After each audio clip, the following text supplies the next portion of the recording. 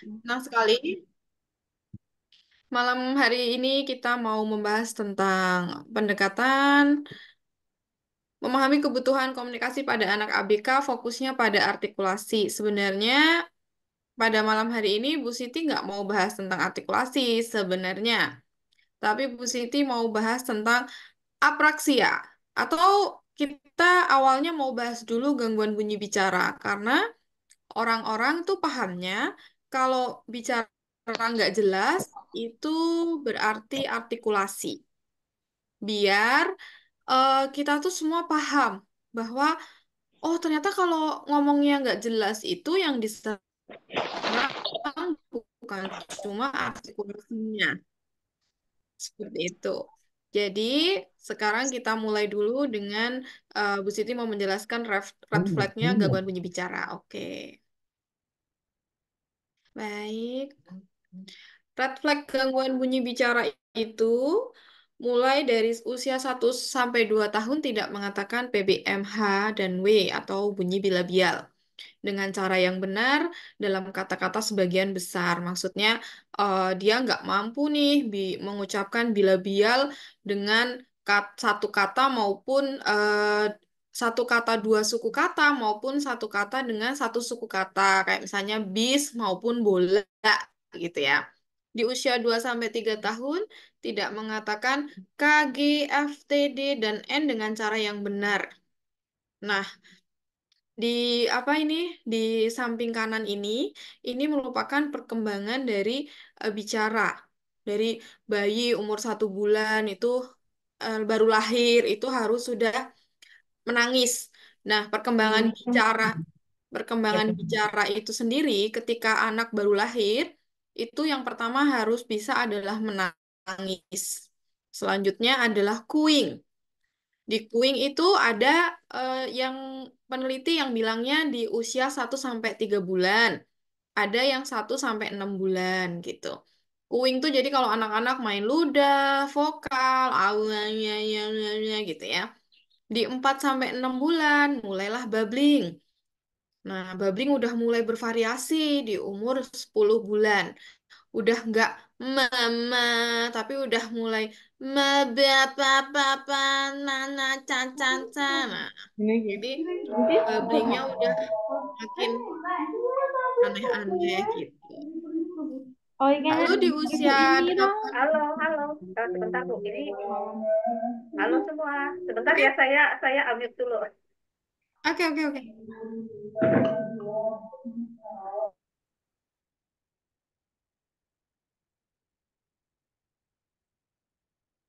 Ya silakan Bu Siti. Ya Oke, silakan Bu. oke, lanjut. Nah, di usia 8 sampai 12 bulan timbullah nanti ekolalia. Nah, jadi ekolalia itu tahapan wajar. Tahapan wajar sebenarnya. Tapi kapan Bu ekolalia ini hilang? Ekolalia itu harusnya hilang di usia 2 tahun. Karena di usia 1 tahun, kayaknya baru mulai join semua ya. Enggak. Jadi kepotong-kepotong, oke. Iya. Jadi di usia anak itu 1 tahun, sebenarnya kita berharap anak sudah terus speech. Nah, tapi kalau misalnya ekolalia ini di 1 tahun setengah masih ada, masih kita beri keringanan sampai di usia 2 tahun.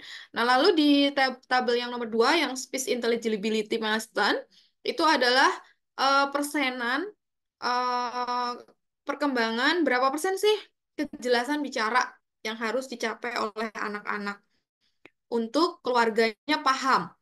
Jadi, yang tabel yang nomor 2 itu kejelasan bicara dinilai sama keluarga serumah. Anak 18 bulan, 25% bicaranya harus dipahami oleh orang di rumah, orang serumah. 2 tahun, 50 sampai 75%. 3 tahun, 75 sampai 100%. Orang serumah harus paham anaknya ngomong apa, entah bapak ibunya, entah adik kakaknya. Jadi kalau anak yang ngomong, keluarga serumah harus sudah paham di umur 3 tahun. Tapi kejelasan bicara untuk orang yang tidak serumah berbeda. Jadi kalau misalnya nih ada satu anak ketemu sama om yang Pak D-nya atau bulenya yang sudah 3 bulan nggak ketemu karena tidak tinggal serumah, penilaian kejelasan bicaranya akan berbeda. Jadi kalau orang yang tidak serumah, unfamiliar, itu di 18 bulan masih di 25%, sama di 2 tahun itu 50%, di 3 tahun itu 75%, baru di 4 tahun baru 100%. Gitu. Jadi penilaian, ini ngomong artikulasinya jelas nih, di serumah sama tidak serumah, hasilnya akan berbeda. Baik. Slide selanjutnya adalah kapan sih bunyi itu dicapai? Nah, speech sound development ini banyak sekali sebenarnya kalau kita mau ikutin sumber. Sayangnya sumber untuk bahasa Indonesia belum ada gitu. Semoga nanti eh, sepertinya udah banyak dosen-dosen yang sudah mulai melakukan penelitian untuk speech sound development untuk bahasa Indonesia. Jadi karena belum rilis, kita pakai yang bahasa Inggris. 2 sampai 3 tahun itu anak harus sudah bisa PBDMNHW. Nah, jadi kalau umur anaknya baru 2 tahun belum bisa R, ya udah tenang aja gitu ya. Karena R itu dia dicapainya di usia 5 sampai 6 tahun. Nah, ini cara nilainya begitu. Nanti sambil kita nilai anak-anak di rumah deh. Kalau anak saya 3 tahun belum bisa S, berarti wajar atau enggak ya? Ada yang bisa jawab? Wajar atau enggak kalau anaknya 3 tahun belum bisa S? Dan Ya, Gimana? Boleh nggak? Wajar nggak? wajar. wajar. Wajar. Karena S itu sendiri masih pencapaiannya di usia 4 sampai 5 tahun. Seperti itu ya, jadi nilainya ya. Nah, tapi kan kalau nggak bisa S2 ketika kejelasan bicaranya udah 2 tahun di bawah 50%. Atau masih 25%, udah di 2 tahun. Bunyinya, bicaranya nggak benar-benar dipahami. Nah, itu akan jadi masalah gitu. Ini hanya penilaian secara kasar sebagai red flag sebagai orang tua gitu. Oke, gangguan bunyi bahasa ada berapa? Nih, speech sound disorder dibagi menjadi 2, fungsional dan organik. Nah, fungsional ini penyebabnya nggak jelas. Dibagi lagi dari fungsional menjadi artikulasi dan fonologi. Kalau artikulasi itu motor aspek. Dia nggak tahu ototnya lemah, eh, lidahnya nggak bisa naik. Kalau fonologi, ketidakjelasan bunyi bicara karena fonologi berarti dikarenakan bahasa. Bahasanya belum mantep. Dia nggak tahu kalau mama sama mata itu sama-sama ada M-nya. Bola sama bis itu bis bisa Bu, tapi kalau ngomong bola nggak bisa. Nah itu kemungkinan besar anaknya ada gangguan fonologi karena dia bisa ngomong bis, tapi ngomong bola nggak bisa. Dia hanya nggak tahu bahwa bola itu ada B sama kayak bis. Tapi yang mau kita bahas hari ini adalah apraksia. Apraksia ada di motor atau neurological. Kenapa Bu Siti mau bahas apraksi? Karena apraksia itu hampir 10 anak dengan autism, 7-nya anak ini ada apraksinya. Jadi kalau autis itu adalah diagnosa dokter, apraksia ini diagnosa terapis bicara. Baik. Apraksia yang secara teknis dikenal sebagai CAS, Childhood Apraxia of Speech, adalah gangguan perkembangan syaraf yang kompleks. Kondisi ini menyebabkan menurunnya ketepatan, konsistensi, dan kejelasan bicara akibat terganggunya kemampuan merencanakan dan mengurutkan gerakan bicara. Nah, garis besarnya aja deh ya, biar simple aja ya. Karena kalau teori kan tinggal baca, tinggal googling Bu Siti, tapi saya tetap nggak paham. Jadi kalau anak saya, ini apraksia atau enggak ya Bu? Bedanya adalah, Bu, anak saya kadang bisa bola, dia bisa Bu. Tapi kalau saya suruh niruin ngomong bola, dia nggak bisa. nggak bisa lagi. Atau gini, anaknya kondisinya autism, terus disuruh niru mama. Tiba-tiba bisa, Bu, niru mama, tapi besok-besok lagi disuruh ngomong mama, dia nggak bisa. Kemungkinan besar anaknya ada apraksia. Bedanya apa, Bu? Kalau apraksia, misalnya kita mau ke eh, rumah sakit A, kita nggak ada peta, kita nggak ada Google Maps. Gimana cara kita ke rumah sakit A? Kita coba jalan ke sini, ketemu. Dapatlah dia ngomong mama. Jalan lewat muter ke sini, nggak ketemu. Akhirnya nggak bisa niru. Dia lewat jalan belakang rumah, set. Dapet deh. Akhirnya dia bisa niru mama gitu. Dia nggak ada panduan. Gimana caranya bisa goal niru mama. Jadi kadang mulutnya doang yang, tapi nggak keluar bunyi mama. Nah, kemungkinan besar itu anaknya apraksia. Gitu. Nah, jadi eh, beda gitu ya dengan fonologi, beda dengan artikulasi. Tapi kalau dokter ketemu pasti biasanya dibilangnya anaknya ada gangguan artikulasi, Bu. Ini anaknya artikulasi. Tapi padahal ketika dimasukkan ke terapi wicara, sebenarnya terapi wicara dalam hati, artikulasi dari mana ini? Jauh banget gitu. Nah, Bu, kalau eh, bedanya artikulasi sama fonologi, kalau artikulasi dia nggak bisa B depan, ya semua B depan dia nggak bisa. Kalau fonologi, dia bisa bis, dia bisa bom, dia bisa bumi, tapi dia nggak bisa boneka. B di boneka hilang. Itu fonologi. Tapi kalau apraksia, dia nggak tahu caranya gimana ngomong bola. Padahal organ oral motornya bagus, bahasanya udah nyuruh. Itu loh kamu disuruh ngomong mama, tapi mulutnya nggak bisa nih ngeluarin kata mama. Padahal kemarin-kemarin tanpa sadar dia bisa ngomong mama. Giliran disuruh, apa ya? Aduh gimana ya dalam hatinya, aduh gimana ya? Akhirnya cuma komat kamit aja. Oke, semoga dipahami ya. Nah, ini dia. Sebuah penelitian yang dilakukan pada tahun 2015 menunjukkan bahwa 63% anak yang awalnya didiagnosa autism juga menderita apraksia. 36,8% anak yang awalnya didiagnosa apraksia juga menderita autism. Jadi intinya adalah apraksia dan autism itu berkaitan, berhubungan. Tapi anak saya autis tapi cerewet. Ya namanya misalnya dari 10, 7-nya yang apraksi, 3-nya kemungkinan bahasanya bagus gitu. Jadi ya nggak selalu, tapi tinggi, prevalensinya tinggi. Oke. Ciri anak dengan apraksia, kesulitan dalam kelancaran peralihan dalam satu suara atau kata ke suara kata lainnya. Mungkin terdapat gerakan meraba-raba di bibir, lidah, dan rahang saat mencoba menghasilkan bunyi ujaran yang akurat. Tapi tetap nggak ketemu, gitu kan?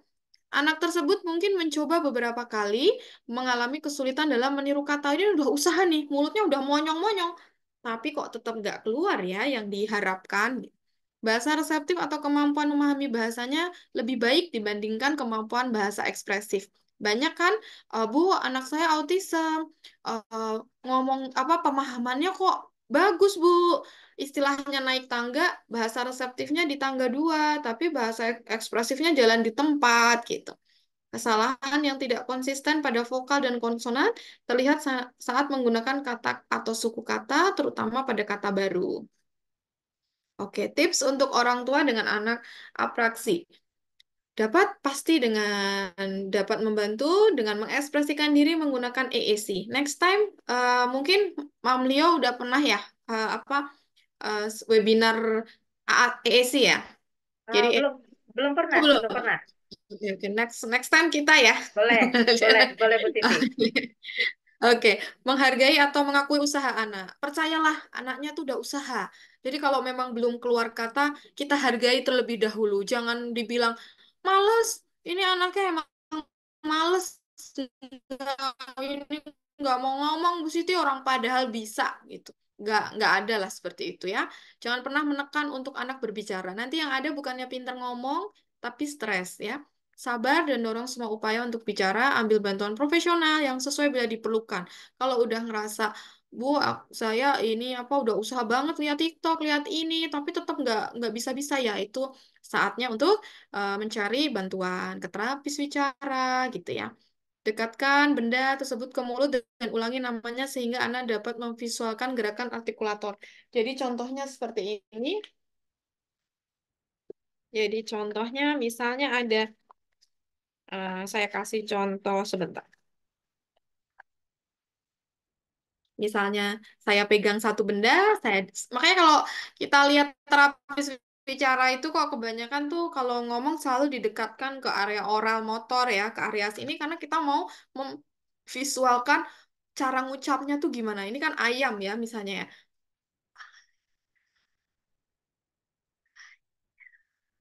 Ah, yam. Ayam.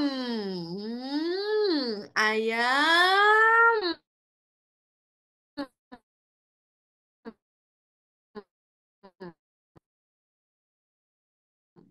Gitu. Jadi ucapnya kecil, naikkan suaranya pelan-pelan gitu. Oke, gunakan suara yang berbeda. Halo, suara Bu Siti aman nggak? Aman, Bu, aman. Aman, Halo, aman, aman, suara Aman. Bu Siti aman, aman ya? aman. Nanti Ya, aman. kalau suaranya Aman. hilang ngomong Aman, ya, Bu. soalnya Ya, hujan. ya. Tadi Oke, sempat oke, lag sedikit, oke, tapi aman sekarang. oke, siap, siap. Yes, agak Oke, keputus-putus. oke, oke. Ya, Oke, sekarang aman ya. Oke, aman, gunakan Bu. suara yang berbeda. Tekankan suara tersebut untuk menarik perhatian mereka dan meningkatkan peniruan mereka. Jadi, sorry ya, kalau misalnya ada orang tua atau mungkin apa yang sangat mencintai metode ABA, sebenarnya saya sudah naik ke ABA Vibi. Karena kan kalau ABA Vibi udah nggak pakai nada suara seperti ABA Lovas. Jadi kayak yang ambil, pegang. Nanti kalau giliran anaknya nadanya kayak robot, orang tuanya di umur 10 tahun kita sendiri gitu. Karena kitanya ngajarinnya, ayo ambil bunga, mau apa? Nah, kitanya nggak memposisikan bahwa kita tuh kalau ngomong itu nadanya beda-beda loh. Kalau kita marah ya kita nggak mungkin Mama tidak suka ya, gitu kan? Nadanya tuh harus yang wow, hmm, nah, ya kan? Kita kayak ngobrol aja kayak kita ngobrol sama sama orang yang pada umumnya yang tipikal gitu. Jadi nada ini karena kalau di terapi bicara, nada bicara itu termasuk di dalam prosodi. Jadi kalau anaknya ngomongnya kayak robot, berarti prosodinya yang bermasalah. Oke. Gunakan metode isyarat sensorik yang berbeda seperti pendengaran, taktil, visual untuk memfasilitasi rangkaian gerakan selama produksi ucapan. Ya, jadi isyarat sensorik, misalnya kalau taktil, kalau visual kan misalnya pakai gambar gitu ya, kayak boleh seperti ini, visual. Jadi bantuan visual. Lalu yang kedua kalau pakai taktil itu biasanya kita pegang, jadi kayak misalnya kita bilang saya pegang area ininya apa bibirnya atau pipinya atau dagunya. Jadi kayak saya tuh ngasih tahu bahwa ini tuh giliran kamu bibir untuk kamu bersuara gitu. Itu bantuan taktil, isyarat taktil. Oke. Metode pendekatan CAS membentuk dan mengencangkan otot rahang untuk membantu anak Anda menghasilkan suara yang lebih akurat. Nah, ini boleh dicatat ya. Salah satu membentuk dan mengencangkan otot rahang ini salah satunya adalah dengan cara eh, latihan senam mulut, kayak gerakan lidah kanan kiri atas bawah. Boleh bantu pakai selai atau pakai eh, selai atau apa madu, pokoknya sesuatu yang bisa menempel. Bisa juga makan yang bisa dipegang, digigit, dan ditarik. Itu salah satu hal mengencangkan otot rahang tanpa harus latihan-latihan yang bagaimana gitu. Karena 75% kemampuan oral motor kita itu untuk makan. 25%-nya baru untuk ngomong. Jadi kalau makannya bagus, kunyahnya bagus, makannya cakep, pasti ngomongnya sebenarnya ototnya nggak ada masalah gitu. Isyarat sensorik menggunakan sentuhan, penglihatan. Nah, tadi Bu Siti udah bahas ya. Isyarat temporal dan taktil dinamis, pendekatan ini menggunakan imitasi langsung dengan masukan. Nah, jadi nanti kalau misalnya em, anaknya dengan apraksi, kita buatkan satu materi, nanti bunyinya apa, kita akan bantu. Gitu. Nanti Bu Siti di akhir akan saya contohkan untuk latihan satu bunyi misalnya. Nanti jadi orang tua ada pandangan. Bukan untuk diterapi sendiri di rumah, tapi untuk jadi satu pandangan. Oh, jadi kalau anak saya ada autism atau tidak ada autism, ternyata ada apraksi, nanti ke depannya kalau diterapi itu seperti itu gitu ya. Nah, kita ke satu metode. Nah, saya pakainya metodenya color in speech. Kita namai saja metode ini color in speech ya. Kita bantu dengan huruf B. Level satu adalah fonik. Oke. Level 2 fonik dan vokal pisah. A, I. Bu, tapi foniknya belum keluar, Bu Siti. Ya udah, berarti kita akan latihan dia ke fonik dulu. Kita pegang. Kita pegang. Kalau, wah Bu, ya intinya setiap bunyi ya beda kita pegangnya beda biar itu tuh kayak menunjukkan bahwa apa sih yang kamu lagi bantuan apa sih kayak anak jalan kan bantuannya pakai apa itu dorong-dorongan bayi itu ya. Nah, kalau dia ngomong bantuannya itu tangan kita misalnya atau pakai aplaksiatus atau pakai apa gitu kan, pakai visual. Jadi kita bantu begitu. Boleh, bah, boleh, bah, boleh. Oke, boleh. Kita pegang itu kita aja bikin apa bikin sendiri. Tapi setiap ketemu kita akan begitu. Karena nggak ada aturan bakunya. Kalau misalnya eh, beh itu kita harus sentuh apa, nggak ada. Yang penting setiap mama mau ajarin beh, sentuhnya begitu sama. Oke? Nanti kalau udah mulai keluar vokal apa behnya, baru kita fonik vokal pisah. Beh a, beh i, beh u. Oke? Kalau udah dapet, baru fonik vokal gabung. Ba atau satu suku kata. Ba. Kalau fonik vokal pisah, beh a. Kalau konsonan vokal, baba itu konsonan vokal, konsonan vokal. Bibi, biba, babi, baru satu kata, satu suku kata bermakna. Nah, coba kita ada satu video yang mau saya tampilkan sebentar. Saya stop dulu.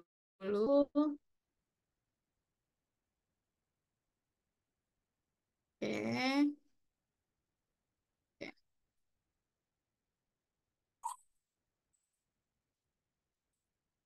Nah, itu fonik. Nah, itu fonik.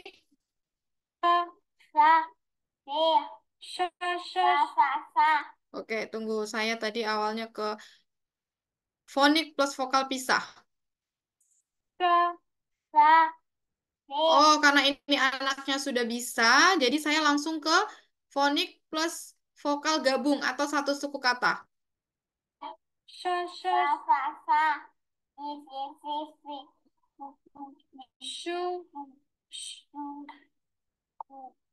shu, se. Ini ikutin titiknya ini loh. So, semangka.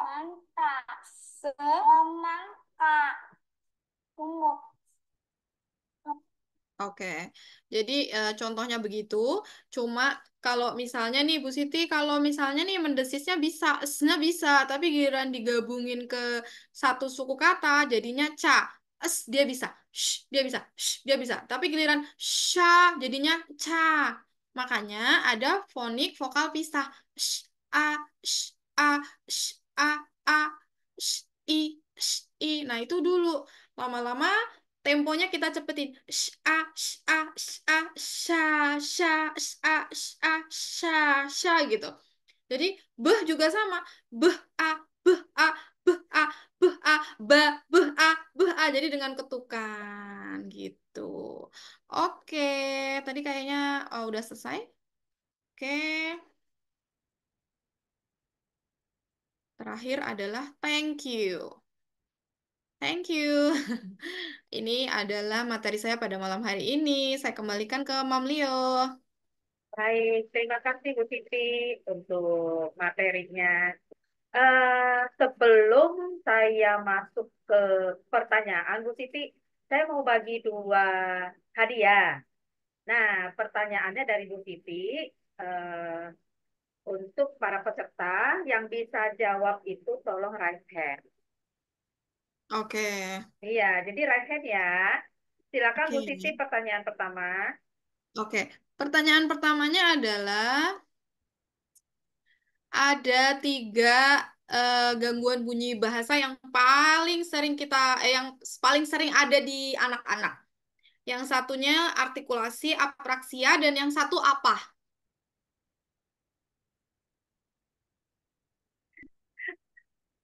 Belum ada yang raise hand ini. Disleksi ya? Raise hand Bu, raise hand. Di kolom komentar tapi ada tuh, Miss. Fonologi, siapa ini? Ibu Tri, Mistri Astrid. Fonologi benar nggak, Bu Siti? Yang pertama ya, yang jawab benar adalah Umi Hamdan. Mana ini? Fonologi. Kalau yang Ibu Tri tulisannya salah. Oke, Kalau yang fonologi benar ya. yes, Ibu Umi Hamdan tulisannya benar dan ini tepat. Baik, saya catat dulu. Selamat ya, Bu Umi Hamdan. Apa kegampangan? Jangan susah-susah, Bu. Oke, ya Umi jangan susah. Hamdan. Ini cuma biar seru aja kan ya. Iya, cuma seru aja. Oke, Oke. pertanyaan kedua, Bu Titi. Pertanyaan kedua, metode yang Bu Siti baru bahas itu tadi namanya metodenya apa? Color in speech. Yes, betul. Metode ya. Siapa ini? Betul. Ini nggak rasa, saya nggak tahu siapa yang jawab ini, Bu. Oh, tadi siapa ya yang Ibu, saya color in speech. Bu Oh, Afeka Sari ya? iya, Bu Afeka Sari. Bu Afeka Sari, Bu Mam. Afeka Sari, sebentar. Oke. Pinter-pinter ya. Takut aku. Berarti benar-benar benar-benar apa fokus Iya, mendengarnya. Oke, betul-betul. sekarang saya lanjut untuk baca pertanyaannya Bu Titi. Boleh. Nanti ada lagi dua hadiah di akhir acara. Jadi kita ada 4 free gift, dua sudah ada yang mendapatkan, sisa dua lagi. Sekarang saya masuk ke pertanyaan Bu Titi. Boleh. Oke.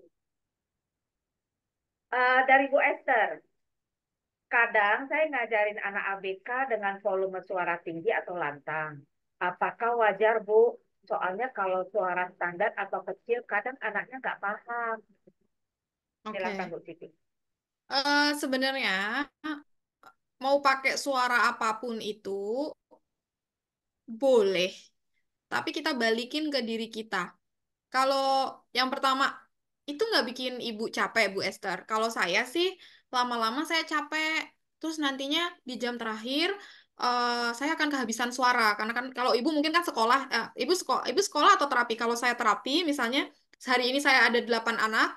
Kalau suara saya sudah saya jor-joran di awal, nanti di anak ke-8-nya kasihan. Dia udah nggak mendapatkan performa saya yang bagus. Itu dulu deh. Yang kedua, hati-hati, namanya fatigue, ya, kelelahan pada pita suara. Nanti yang ada, niat kita baik, tapi kita akan mendapatkan dampak negatif di 10 tahun lagi, dan itu sudah mulai saya rasakan. Dulu saya awal-awal kuliah, semangatnya 45, semua anak saya sama ratakan, lalu di masuk ke 7 tahun praktek, suara saya sudah mulai pecah.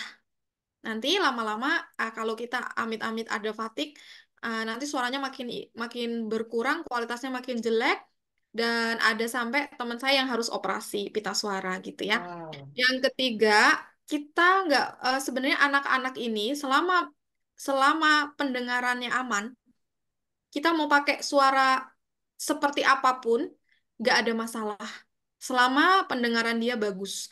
Hanya saja, karena dia sudah terbiasa dengan volume suara keras, menurut si anak, kalau belum dia mendengar suara keras, berarti belum disuruh beneran. Karena kita sudah membiasakan pola seperti itu. gitu. Kalau saran saya lebih baik yang biasa-biasa saja gitu ya, yang biasa-biasa saja. Nanti kalau giliran kita mau ngasih tahu dia bahwa dia sedang melakukan suatu hal yang tidak baik, terus kita menggunakan nada marah, si anak jadi ngerasa nggak ada bedanya, marah sama enggak, ternyata tetap keras-keras aja gitu. Bagaimana Bu Esther? Sudah cukup? Paham, Bu. Ya, baik, Bu. Terima kasih ya, Bu, infonya, Bu Siti. Oke, Terima sama-sama kasih. dengan senang hati. Saya lanjut dengan Ibu Indah. Silakan diminum dulu, Bu. Saya lanjut dengan Bu Indah. Gerakan senam mulut idealnya berapa menit ya, Bu? Oke, kalau saya nggak menit, tapi saya lebih ke menyelesaikan target. Jadi kalau misalnya nih targetnya adalah eh, dia harus membersihkan madu di area bibir misalnya ya, atau area luar oral motor. Ya nggak usah dimenitin, yang penting selesai. Gitu. Kalau misalnya 30 menit, Bu Siti, ya nggak masalah tuh. Yang penting dia selesai. Kalau misal 1 menit, bagus berarti good. Gitu kan semakin semakin sering dilakukan maka waktunya akan menyempit karena anak sudah terbiasa. Jadi nggak usah terpatok waktu, terpatok menit. Intinya kita tentukan target, target sudah sesuai aman. Baik. Sudah cukup, Bu Indah? Oke, tidak ada jawaban. Saya lanjut ya.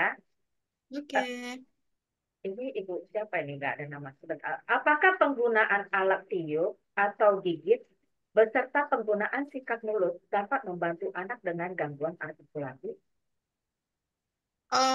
Mungkin masuknya jadinya ke senam mulut aja, tapi tidak serta-merta akan memperbaiki satu bunyi yang dia kesulitan. Bagaimana, Bu? Ini nggak ada namanya. Jadi, Saya agak... ya namanya Redmi. Ya, Ibu Jadi Retmi. misalnya nih, jadi saya perjelas. Jadi misalnya nih anaknya nggak bisa P, kan nggak mungkin kita mau oral vibrasi, oh geter-geter, habis itu kita sikat-sikat, terus nggak bisa bikin anaknya huruf P. Kalau kita mau anaknya bisa huruf P, ya berarti kita harus latih dia untuk mengucapkan huruf P, gitu. Oke. Saya lanjut kembali dengan Ibu Ratna. Malam Bu Siti, Ibu praktek di klinik mana ya Bu? Terima kasih. Oke, Bu Siti saat ini full home visit dan online. Sebelumnya saya praktek di Rumah Sakit Pantai Indah Kapuk, tapi sekarang sudah tidak.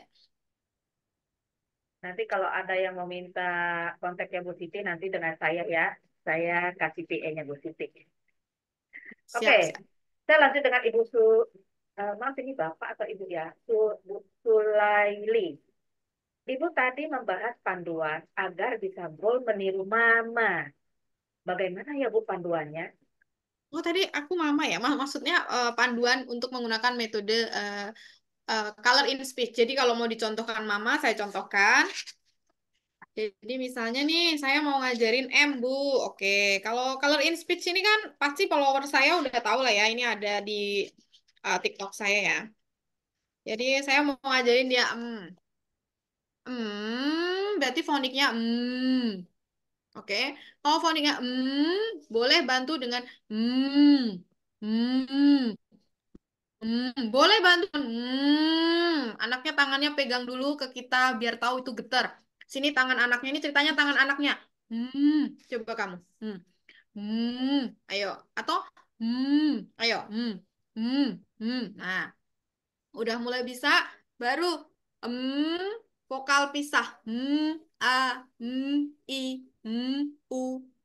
Baru kita mau mama, mimi, mumu, meme boleh. Baru kita ke kata mobil, motor gitu. Tapi mulai dulu dengan foniknya. Karena kalau mau ngajarin fonik itu bisa bulanan, bisa sebulan 2 bulan. Tapi ada yang high function, yang anaknya pintar ya seminggu 2 minggu juga bisa ada. Nanti kalau udah goal foniknya, kita mau ke vokal, mau ke suku kata, itu terasa lebih mudah. Baik, Bu Siti. Saya lanjut ya dengan Ibu Herti.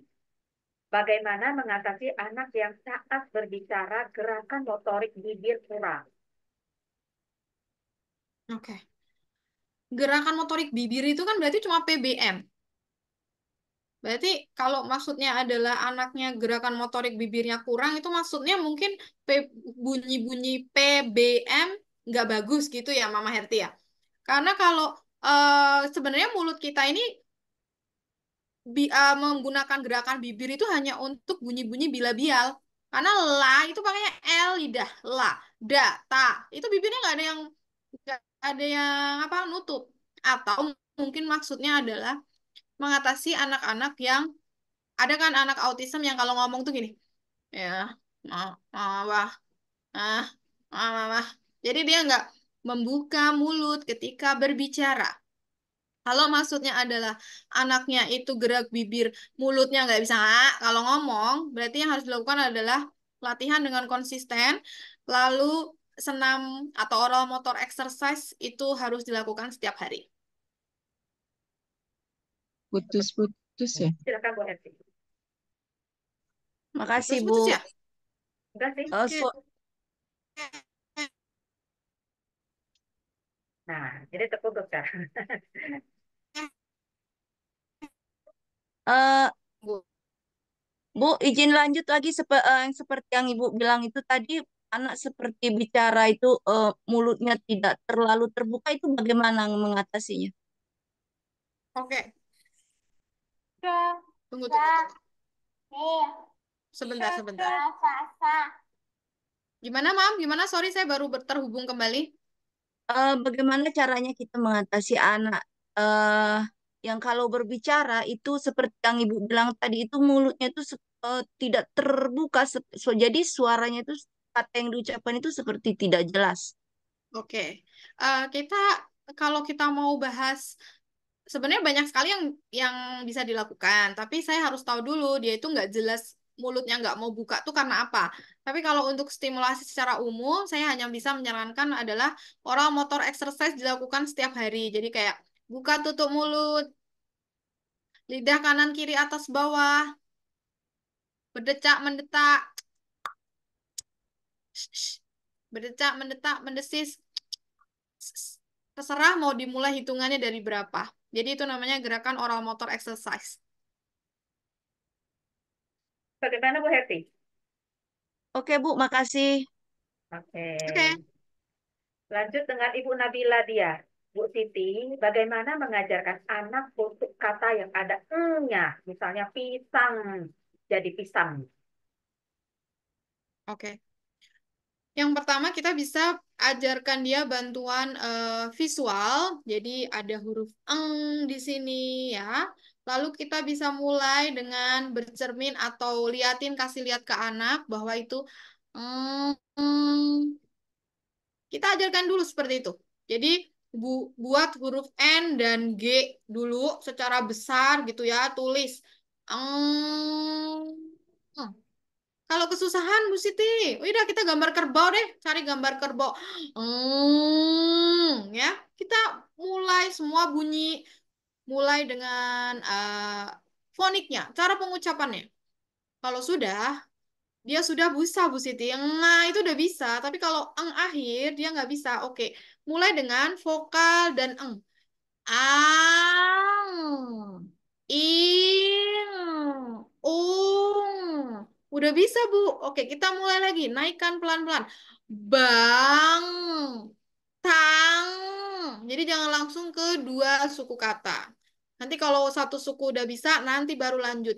Pis, ang. Karena kan tadi angnya udah dapet, udah kita latih.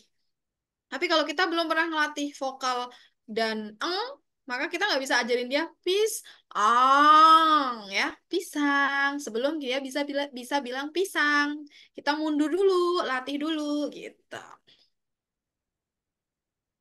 Bagaimana Bu Nabila sudah cukup?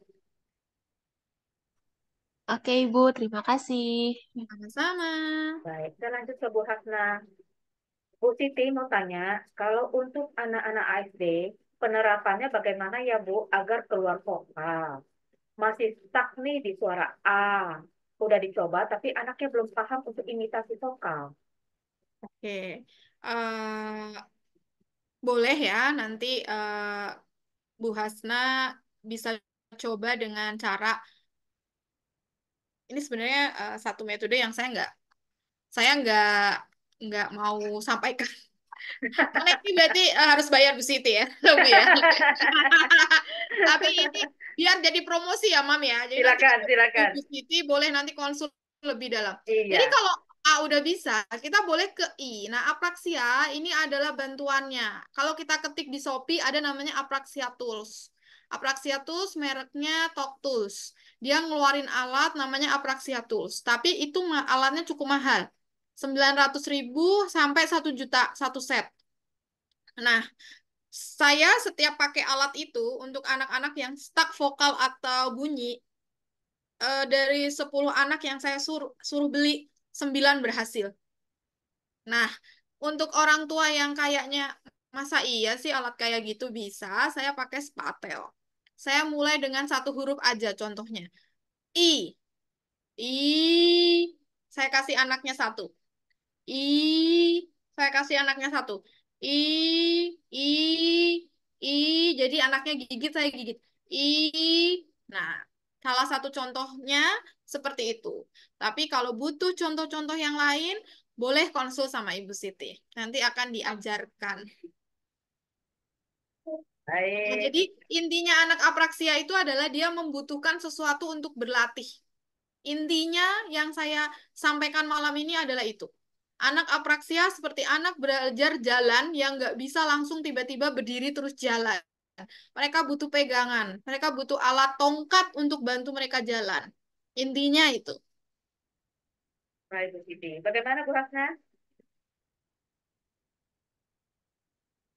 Nanti lanjut ya konsul dengan Bu Siti ya. Nanti saya kasih kontaknya. Oke, saya lanjut dengan Bu Antita. Bu Siti, apraksia itu bisa diperbaiki atau dibantu sampai usia berapa, Bu? Kalau anak saya sekarang hampir 9 tahun masih TW. Sebenarnya rentang usia terapi itu nggak ada batasan umur, cuma memang kalau kita ketemunya di umur yang sudah tidak golden age, ya mungkin prognosonya aja yang nggak bagus gitu. Jadi misalnya nih, ya saya nggak ada kasih jaminan apakah jadinya bisa atau enggak, tapi saya sampai sekarang sih kemarin ketemu anak 10 tahun, saya tetap latih. Ya memang nggak secepat kalau kita ngelatih anak 3 tahun, 4 tahun, 5 tahun, tapi tetap ada hasilnya. Tapi ya ekspektasinya jangan terlalu tinggi gitu. Baik. Bu Antita cukup? Oke, tidak ada jawaban. Saya lanjut ya. Ibu Elsa Suparman. Bu Siti bagaimana mengajarkan anak meniru bunyi? Oke, tadi banyak sudah kita bahas ya, Bu. Jadi skip aja ya pertanyaannya. Ibu Herti, apakah jika kontak mata anak belum fokus sudah bisa kita ajarkan terapi bisa? Bisa banget. Bisa banget. Karena eh, di terapi bicara juga ada yang namanya joint attention. Dan sebaiknya para terapis bekerja sama. Jadi kalau misalnya nih banyak sekali kasus anak-anak yang saya pegang, saat ini misalnya dia terapi perilaku, juga terapi ABA, terapi okupasi terapi, terapi sensori, terapi wicara, maka tugas kita adalah bekerja sama. Kamu bagian apa? Mbak Abah, kamu sampai mana ini? Mbak okupasi terapi, kamu sampai mana? Oh ya, materinya begini ya. Oke, berarti saya tinggal ke bagian meniru. Karena bagian nirunya, apraksianya, nggak ada yang pegang. Jadi tugas saya ngajarin dia apraksi. Kalau di tengah jalan dia hilang kontak mata, hilang fokus, saya tinggal minta tips ke Mbak okupasi. Kalau dia nggak kontak mata, gimana? Aku harus apa? Apa yang harus saya lakukan kalau anak ini perilakunya nggak baik, Kak Abah? Mbak Abah, kalau misal nih waktu saya mau ngajarin dia pakai oral motor, terus tiba-tiba dia ini guling-guling, apa yang harus saya lakukan? Nah, itu saya akan bertanya ke terapi perilakunya. Disitulah namanya komprehensif, bekerja sama berkesinambungan gitu. Oh, oke, cukup ya Bu Herti. Oke, Bu, makasih banyak. Saya lanjut dengan Ibu Sri Astrid. Bu, untuk level 1 ambil foniknya dimulai dari huruf-huruf yang mudah atau A sampai Z. Oke, kalau kita mama beli color in speech, ini saya nggak jualan, tapi maksudnya kalau kalian sudah tahu, lihat di TikTok saya, color in speech sudah disusun, disesuaikan dengan pemerolehan bunyi. Jadi mulai dari vokal, semua vokal dulu, bilabial, frikatif, afrikatif, jadi bunyi-bunyi seperti itu. Jadi sudah disusunkan dari bunyi paling mudah sampai paling susah R. Oke. Saya lanjut dengan Ibu Sondang ya. Bagaimana caranya menangani anak ASD usia 11 tahun tidak dapat menghasilkan bunyi verbal yang bermakna? Mohon penjelasan. Oke, bagaimana caranya menangani? Pertanyaannya terlalu Hmm, luas untuk iya. dijawab, ya, Mm-mm. terlalu luas untuk dijawab. Kalau menghasilkan bunyi verbal, berarti kita harus tahu dulu dia ketidakmampuannya di mana. Apakah anaknya low function atau memang ada apraksia? Kalau ada apraksia, berarti bisa dimulai dengan seperti yang saya contohkan. Tapi kalau memang low function, berarti kita fokusnya sudah bukan bunyi bicara, tapi bagaimana dia berkomunikasi. Jadi kita sudah mulai alihkan ke AAC, AAC ya. Jadi kalau bisa kita ajarkan dia berkomunikasi menggunakan high text, iPad, kita bisa ajarkan dia berkomunikasi menggunakan PEX, walaupun sambil tetap kita kejar bunyinya, tapi verbalnya tidak menjadi tujuan utama. Tujuan utama anak ASD umur 11 tahun adalah bagaimana dia berkomunikasi dan kemandirian. Baik, Bu Siti. Ya, Bu Sondang silakan. Ada yang mau ditanya? Ada Bu. Mohon maaf Bu, suara saya agak serak dikit. Lagi sakit. Oke. Eh, iya Bu Siti, anak ini kan Bu Siti ASD. Di usianya 11 tahun. Anak ini sulit kita stimulus untuk mengeluarkan bunyi verbal. Nah, kemarin itu Bu Siti sudah kita coba ke fonemnya dulu, ke fonem apa vokalnya dulu I, U, E, O gitu. Nah, eh sekarang ini kan Bu Siti kita eh masukkan materinya itu imitasi suara kata. Jadi kita buatkan kata mama. Tapi masalahnya sekarang kan Bu Siti, Ya. kalau bahasa reseptifnya dia udah paham. Kemarin tuh kita mau coba ke Kompik gitu. Tapi Mm-mm. karena bahasa reseptifnya dia bisa respon, nah kita lanjut dia ke ini ke imitasi suara. Kita coba Oke. mama, tapi masalahnya dia bisa menghasilkan bunyi mama itu bisa bunyi mama, cuman harus kita pegang dulu mulutnya. Nah, pada waktu kita tidak kasih bantuan pegang mulut, malah dia sendiri memegang mulutnya itu mama gitu. Oke. Itu satu. Yang kedua kan Bu Siti, anak ini sulit merespon kalau kita apa namanya merangsang untuk bersuara gitu Bu Siti. Apakah anak ini ada hambatan yang lain atau bagaimana? Rasanya kalau praksia eh, belum sampai ke sana dia gitu. Artinya memang menghasilkan bunyi verbal itu sangat sulit responnya gitu Bu Siti. Terima Oke, Bu kasih Bu. Sondang. Jadi apraksia itu memang dimulai dengan vokal. Jadi untuk anak autism yang mengalami bunyi itu memang dimulai dengan mengeluarkan bunyi awal, vokal, bilabial gitu. Nah, kalau misalnya dengan cara yang seperti tadi masih kesulitan, maka saya sarankan untuk di asesmen lebih detail, biar kita tahu nih permasalahannya di mana. Karena kalau apa yang disampaikan Ibu Sondang, otomatis saya nggak bisa memberikan penilaian secara objektif. Itu yang pertama. Yang kedua, eh, kalau anak 11 tahun, berarti tadi sudah mulai dicoba ESI-nya pakai Kompik ya, pakai PEX. Ya ditingkatkan untuk dia bisa meminta sesuatu menggunakan Kompik. Karena usianya sudah 11 tahun. Kita mau nunggu dia verbal, nggak mungkin gitu ya. Karena usianya udah 11 tahun, Bu Sondang. Jadi mau nggak mau kita harus sudah memaksimalkan dia berkomunikasi.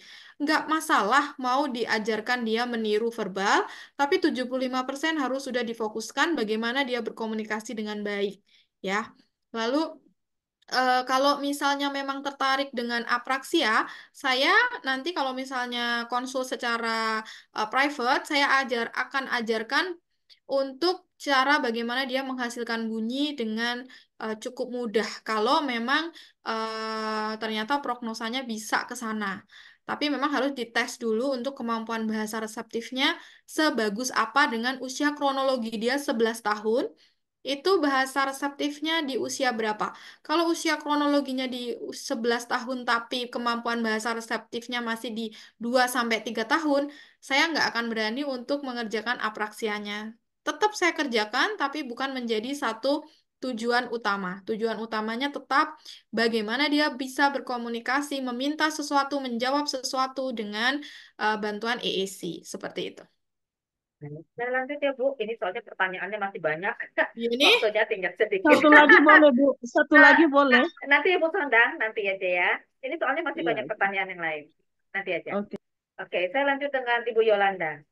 Bu, izin bertanya bagaimana cara mengatasi anak yang kesulitan membedakan bunyi konsonan G dan K. oke. Bu Yolandanya ada nggak? G dan K-nya jadinya bunyinya seperti apa, Bu Yolanda? Ada Bu. Eh, dia jadinya gangguannya ke substitusi. Yang G sama K itu terkadang dia kadang dia ke T. Jadi jauh banget itunya Bu. Jadi eh, berarti bukan G jadi K, K jadi G kan? Tapi disubstitusi ke bunyi selain G dan K kan? Nah, kalau misalnya kita minta untuk konsonan K, dia bilangnya G. Tapi untuk G, dia ke konsonan yang lain. Oke. Gitu, Bu. Berarti pertama yang harus dilakukan adalah persepsi dulu. Jadi kasih dia pilihan G, K, eng, dan bunyi apa lagi yang dia ucapkan. Ada 4 pilihan. Bunyi terus-menerus. Ambil G, ambil K, ambil eng, ambil apa lagi. Jadi misalnya K-nya jadi A, G-nya jadi eng.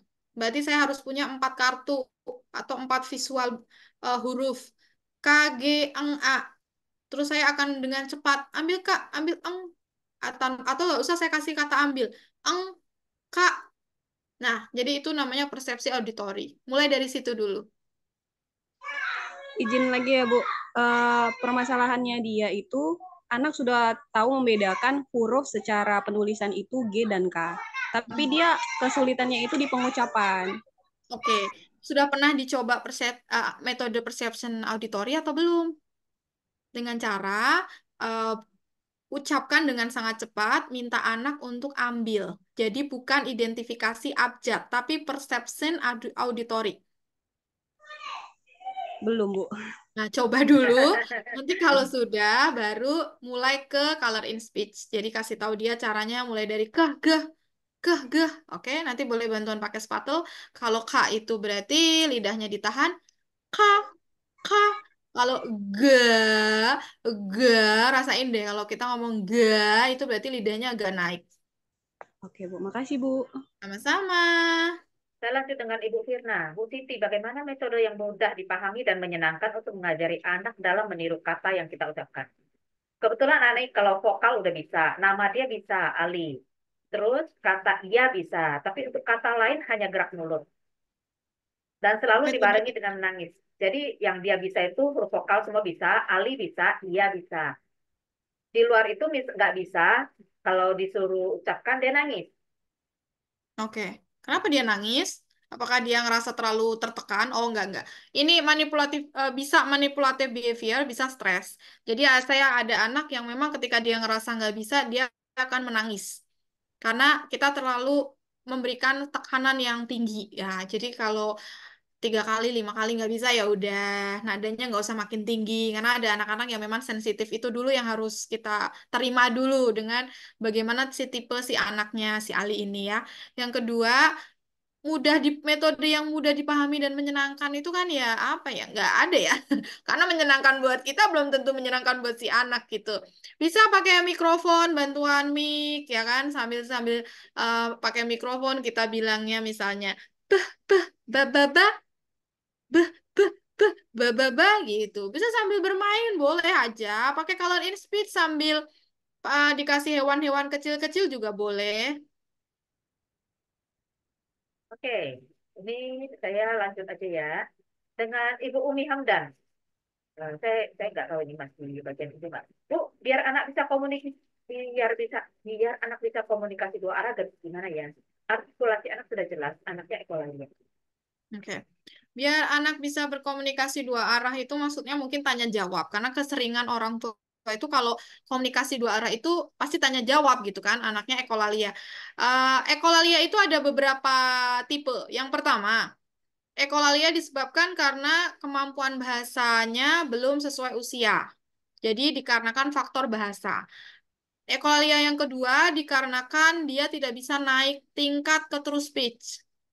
Yang ekolalia yang ketiga, cara dia pemerolehan bahasanya dengan cara gestalt. Ya memang dia itu kalau mendengarkan orang ngomong, lihat, dek, lihat, gajahnya besar. Bukan fokus ke gajah besar, tapi dia akan, kalau ketemu gajah besar, dia akan bilang, lihat, ada gajah besar. Ditirukan seluruh kata yang kita ucapkan.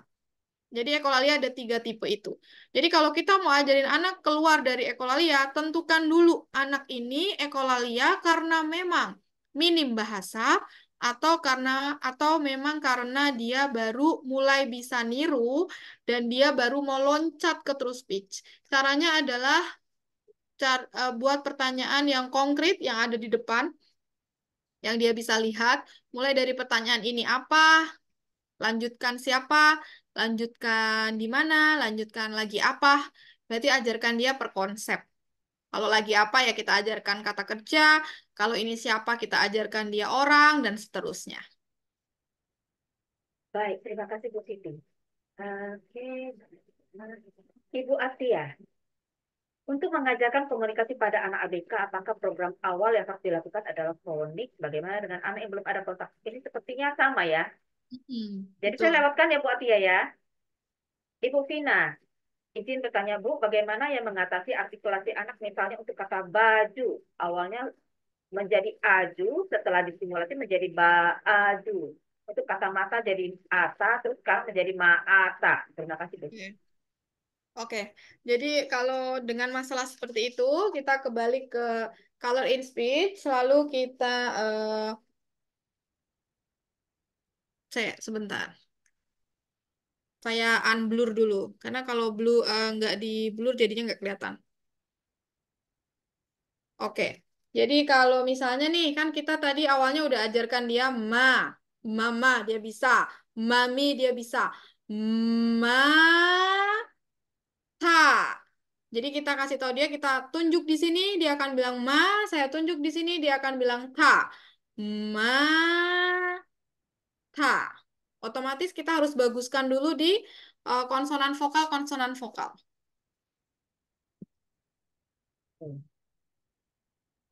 Saya lanjut ya Bu, Bu Ratna. Kalau Bu Siti mau tanya, kalau anak kita memang apraksia, tapi dalam terapinya diajari malah oral motor dan artikulasi, berarti malah nggak berguna ya Bu buat dia. Betul. Betul, betul, betul. Oke, sudah dijawab ya Bu Ratna. Saya lanjut Bu Vera. Bu Siti, anak saya belum bisa beberapa huruf dengan lidah. L, T, R, dan suku kata lebih dari 2 huruf, misalnya hidung. Simulasinya bagaimana? Pakai color in speech aja. Dengan yang tadi ya Bu ya. Oke. Iya. Ibu Agustina, apakah setiap anak yang mengalami lambat bicara harus pakai oral motor, meniup, sikat gigi, dan lain-lain? Tidak, pasti tidak. Telat bicara, lambat bicara itu pasti hubungannya sama bahasa. Bahasa itu hubungannya sama kemampuan area bahasa kita di dalam intelek, apa ya kita sebutnya ya, ID ya, intellectual development bahasa, proses penerimaan bahasa. Ya, jadi nggak ada hubungannya dengan oral motor. Kalau oral motor hubungannya dengan makan dan kejelasan. Baik. Ibu Novita, Bu, bagaimana cara mengajarkan anak pelafalan kata yang berakhiran K, T, dan P? Kemudian bagaimana cara mengajarkan bunyi detir atau huruf R? Terima kasih. Oke. Kalau huruf desir atau R ke fonik, kalau akhiran kata boleh ke vokal dan fonik. Jadi kayak misalnya K akhir ya berarti ak, ik, uk, ek, ok. Baru habis itu ak, a, ak, i, ik. Lalu lanjutkan. Mulai dengan tak, ba, ca, da. Nah, baru habis itu ke 2 suku kata.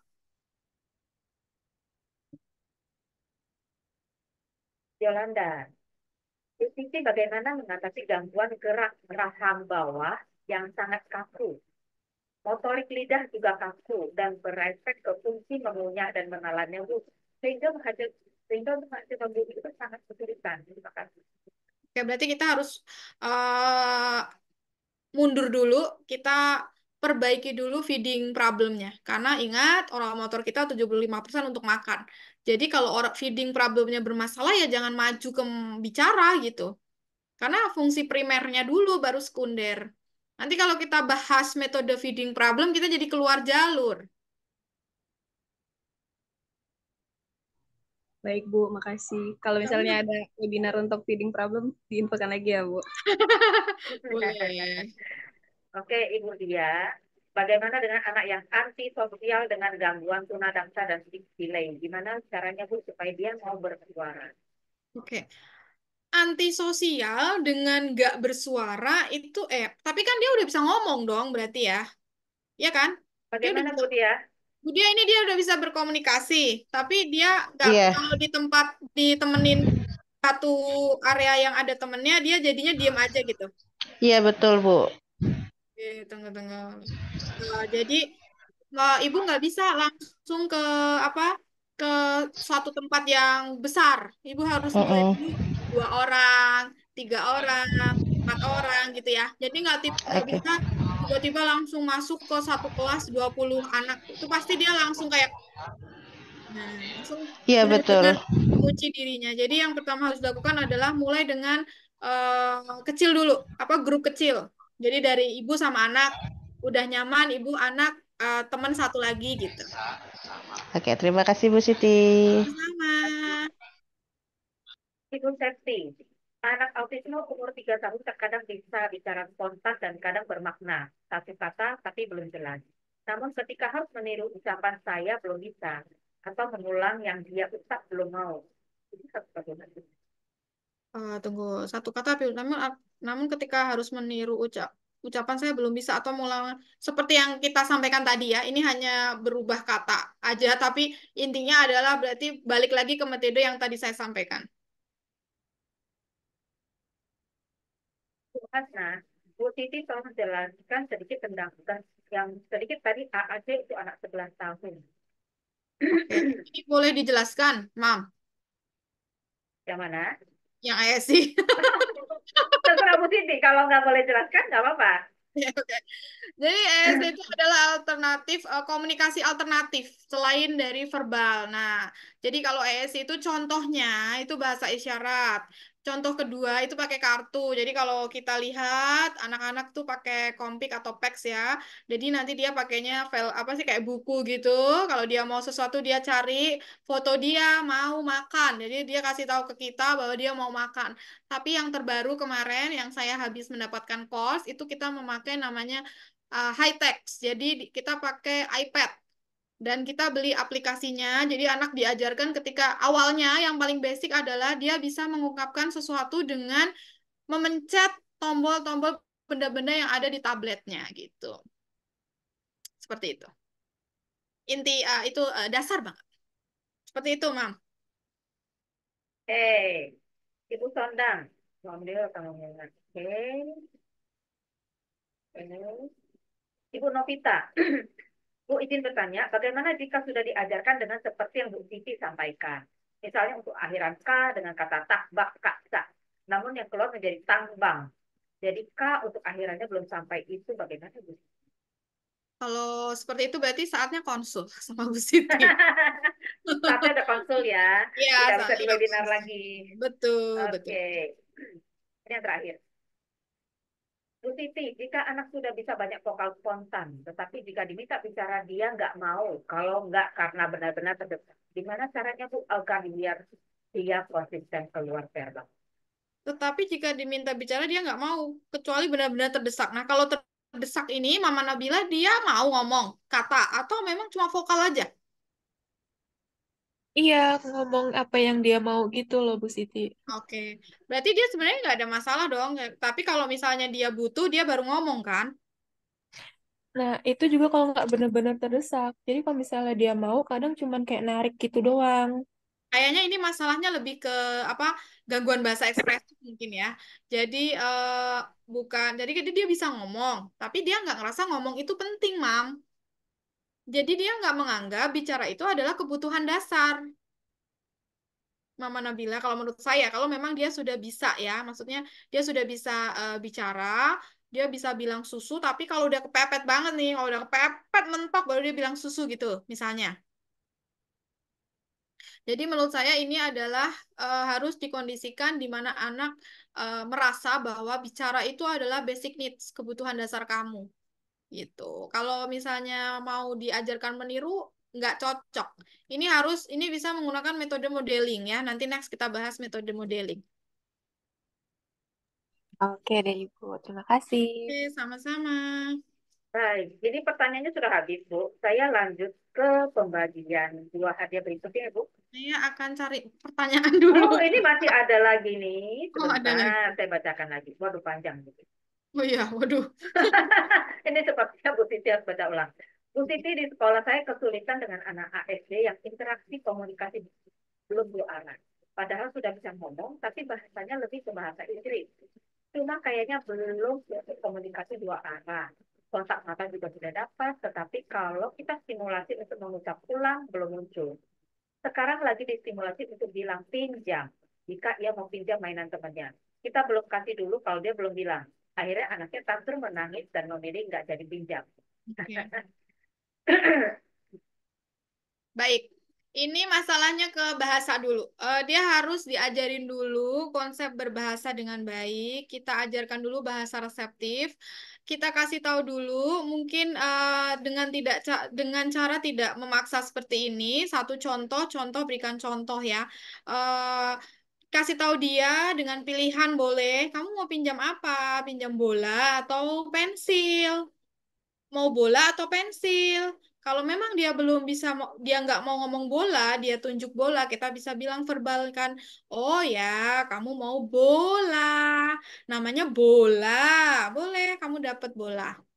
Tidak dengan cara memaksa hingga menangis ya. Nanti yang ada dia bisa memilih untuk nggak ngomong gitu ya, karena menurut dia pressure-nya sangat tinggi. Oke, udah Baik, ya, Bu Siti, jangan ya. nanya lagi. Silakan dua pertanyaan, Bu Siti. Oke, saya bikin pertanyaan ya. Ya. Tunggu sebentar. Oh, oke.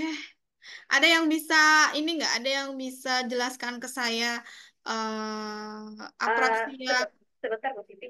Saya minta tolong raise hand ya. Saya kesulitan nih kalau kalau semuanya beradu jawab. Raise betul-betul. hand, saya sebut namanya, baru jawab. Silakan, Oke, Bu Siti. tunggu. Aku galau mau bertanya. Jadi pertanyaannya adalah kalau umur 3 tahun itu harus sudah bisa bunyi apa? Huruf bunyi apa? 3 tahun. Raise hand ya, tolong raise hand, tolong raise hand. Tolong di raise hand.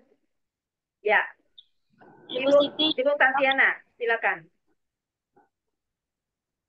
Ibu Tantiana, silakan. Untuk kata P, B, D, M, N, H, dan W. Itu untuk Eh, 2 sampai 3 tahun. Bagaimana, Bu Siti? Tadi ada N, ada huruf apa? D. Oke, betul. Betul ya. Sebentar, Hmm. catat Ibu Tantiana. Oh, satu pertanyaan lagi. Ya, satu pertanyaan lagi. Ada yang boleh bisa jelaskan secara singkat aja nggak? Apraksi itu gimana sih? Apraksia. Singkat aja. Ibu Indah, silakan.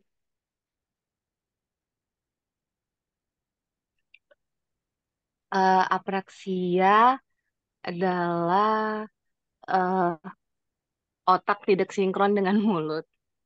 Betul, betul, betul. Betul ya? Betul, betul. Ya. Nah, itu aja cara itu aja Simple ya. penjelasan yang paling Terima simpel ya, betul. kasih. Otak Simpel sekali. tidak dengan mulut, betul, betul, betul. Sebenarnya ini nggak tahu mau di mulut ngomong apa, ya kan? Mau kemana? Jalannya lewat mana sih gitu, betul.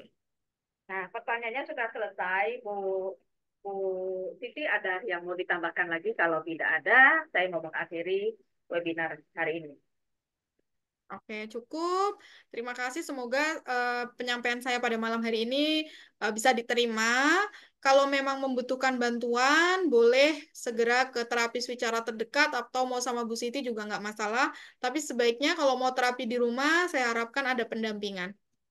Ya, nanti bagi yang ingin menanyakan nomor Bu Siti, nanti saya akan share di grup WA aja ya.